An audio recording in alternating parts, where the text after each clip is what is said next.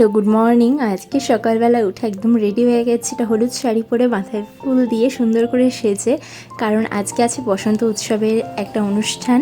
এখন ওই সকাল 7টা মতো বাজে। আমি 6টা থেকে উঠে তারপরে ফ্রেশ হয়ে রেডি হয়েছি।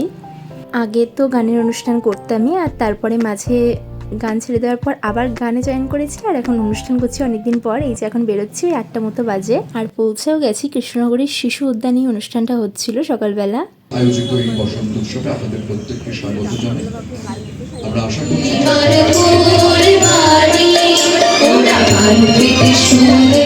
বাইরে যখন তোমার বীণা বাজে তখন তখন আমার এমনি মনে হয় আমার নিজেকে সেই বীণার তার বলে মনে হয়। তোমার ওই সুগন্ধ উত্তরীয়টা কাবুক লাগুক লতায় লতায়, থর থর করে উঠুক পরাণ।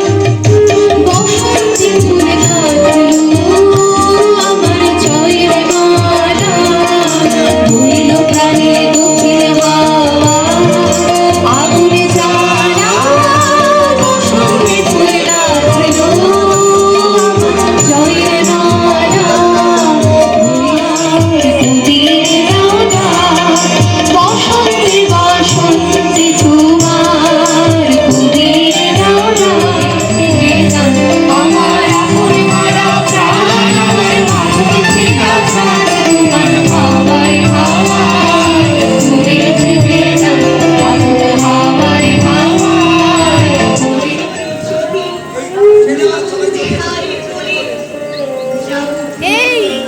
এই এদিকে আসো সবাই।